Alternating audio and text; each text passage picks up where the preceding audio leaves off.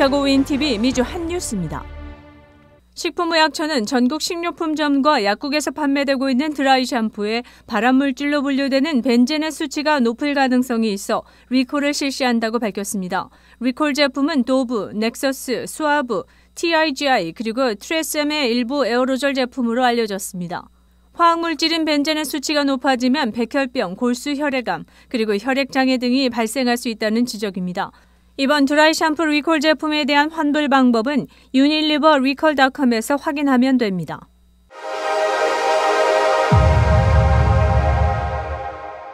팬데믹 기간 수백만 명의 조기 은퇴자들이 다시 일자리를 찾아 돌아가고자 하는 의지가 확실해진 것으로 나타났습니다. 미국 은퇴자협회 AARP에 따르면 코로나19 발생 이후 바이러스 노출 우려 또는 기업의 대규모 감원 사태 등으로 인해 조기 은퇴를 결정했던 은퇴자 3명 중 2명 정도가 복직을 준비하고 있습니다. 예상보다 일찍 은퇴를 함으로써 지루함을 느끼거나 향후 의미 있는 일을 좀 더 할 필요성을 느낀다는 것입니다. 더군다나 고공행진 중인 물가로 인해 생활비가 치솟자 살림이 더 팍팍해지고 있음을 느끼기 때문입니다.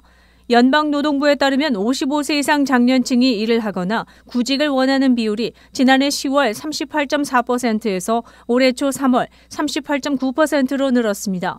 전문가들은 코로나 예방접종, 학교 재오픈, 유연한 근무 조건, 팬데믹 기간 정부 지원 종료, 임금 상승 등의 여러 요인들이 다시 은퇴자들을 일터로 불러 모으고 있다고 진단했습니다. 또한 실제로 조기 은퇴한 사람들이 재취업에 성공한 것으로 드러나고 있습니다. 은퇴자가 팬데믹 초기 이후부터 2021년 7월까지 1년 반 동안 예년보다 240만 명 늘었지만 최근 들어 재취업한 인원은 150만 명 이상으로 집계된 것입니다. 55세에서 64세 사이의 재취업이 가장 높습니다.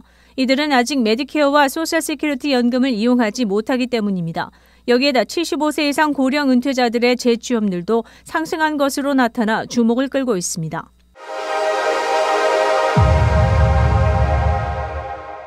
연방의회에서 오는 12월 6일 최초로 김치와 관련된 이벤트를 개최합니다.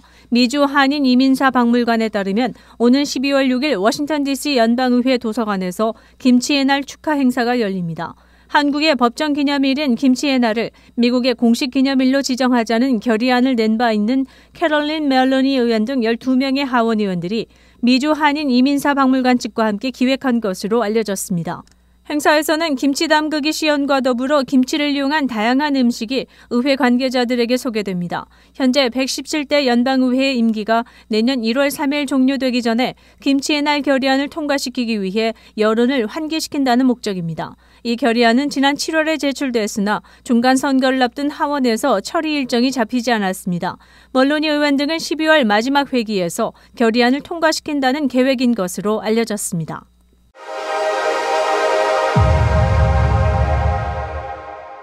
조 바이든 대통령이 연방정부 학자금 부채 탕감이 향후 2주 안으로 집행이 가능하다고 밝혔습니다. 방송사와의 인터뷰에서 바이든 대통령의 이 같은 언급이 나왔습니다. 학자금 융자 탕감 행정명령은 지난 21일 연방 제8순회 항소법원의 명령에 의해 일단 시행 보류된 상태입니다. 공화당 성향 6개 주가 제기한 학자금 융자 탕감 행정명령을 막아달라는 소송에 대해 항소법원은 본안 판결이 나올 때까지 시행 중단을 명령한 바 있습니다. 그럼에도 불구하고 바이든 대통령은 소송에서 승리, 2주 안으로 학자금 부채 탕감이 시행되는 것을 보게 될 것이라는 낙관적인 전망을 내놓은 것입니다. 중간 선거를 앞둔 민심 잡기 행보라는 일각의 지적도 나오고 있습니다. 지난달까지 2,200만 명 이상이 학자금 융자 탕감 신청을 한 것으로 나타났습니다.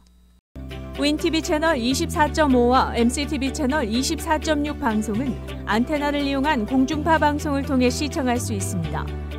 백인보다 소수인종들이 우울증에 걸릴 확률이 더 높은 것으로 나타났습니다. 최근 CNBC에 따르면 미국과 영국에서 69만 명을 대상으로 실시한 연구 결과 유색인종이 팬데믹 기간 동안 우울증이나 불안감을 호소한 경우가 높았다고 밝혔습니다.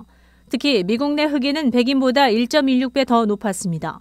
아시안계 미국인과 히스패닉계 미국인은 백인과 비교할 때 각각 1.15배와 1.23배가 더 높은 것으로 드러났습니다. 영국 내 흑인과 아시안계의 응답 비율도 비슷하게 나왔습니다. 이번 연구진들은 미국과 영국의 소수인종 중 우울증과 불안감을 느끼는 정도가 상대적으로 컸다면서 이는 유색인종이 불균형적인 영향을 받고 있으며 정신건강 부담이 쏠린다는 것을 의미한다고 설명했습니다. 3년 전 미시간 대학이 6,000명의 백인과 흑인 성인 남녀를 대상으로 실시한 연구 결과에서도 백인보다 흑인이 받는 스트레스 비율이 훨씬 더 높은 것으로 나타난 바 있습니다. 아울러 남성보다 여성이 백인보다 흑인이 스트레스에 더 노출된다는 것도 드러났습니다.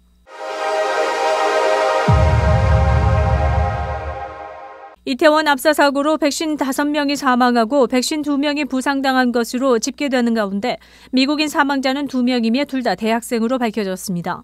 남자는 한양대 교환학생 스티븐 블래시이며 사망한 여대생은 앤마리 기스케로 오하이오주 공화당 연방하원 의원인 브래드 웬스트럽의 조카인 것으로 확인됐습니다. 브래드 하원 의원은 성명을 통해 조카 딸인 앤마리 기스케의 사망을 슬퍼하고 있다며 그는 신이 우리 가족에게 준 선물이었고 우리는 그를 무척 사랑했다고 밝혔습니다. 기스케의 부모도 너무나 참담하고 가슴이 무너진다며 그녀는 모두에게 사랑받는 밝은 빛이었다고 말했습니다. 기스케는 켄터키대 간호대학생으로 한국에서 한 학기 동안 교환학생으로 공부하고 있었다고 정치 전문 매체 더 힐은 보도했습니다. 켄터키대 총장도 아름다운 삶이 갑자기 쓰러져간 고통을 설명할 적절한 말이 없다며 이해할 수 없으며 말할 수 없을 정도로 고통을 준다고 성명을 발표했습니다. 사망자 중 외국인은 미국인 2명을 비롯해 이란, 중국, 러시아 등 14개국 26명으로 밝혀졌습니다.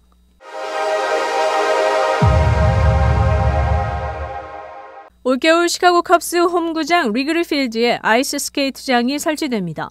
이번 달 18일부터 내년 1월 8일까지 운영되는 윈터랜드의 갤러거 웨이에는 리그리 필드 내에 설치되는 스케이트장과 썰매장은 물론 아이스 범퍼카와 카니발 게임, 구장 내 열차 등이 마련돼 다양한 놀거리를 제공합니다. 기존 구장 옆에 부대시설로 마련되었던 12,000평방피트 규모의 아이스링크는 올해 구장 안에 조성됐습니다. 리그리 필드를 마음껏 누비는 상상을 해봤다면 그 꿈을 이룰 기회가 생긴 것입니다. 행사장 일대에는 연말연시를 맞아 각종 축제 음식과 음료가 제공될 예정이며 산타와 사진을 찍을 수 있는 산타의 공방과 독일 음식과 문화를 맛볼 수 있는 크리스 킨들 마켓도 함께 열릴 예정입니다. 리그리 필드 내 시설을 이용하기 위해선 $5의 입장료를 지불해야 하며 시설별 이용료는 별도로 책정됩니다. 티켓 판매는 3일 오전 10시에 갤러거웨이 윈터랜드 홈페이지에서 시작될 예정입니다. 행사는 월요일에서 목요일 오후 3시부터 9시, 금요일에서 토요일은 오전 11시부터 오후 10시, 일요일은 오전 11시부터 오후 7시에 열립니다.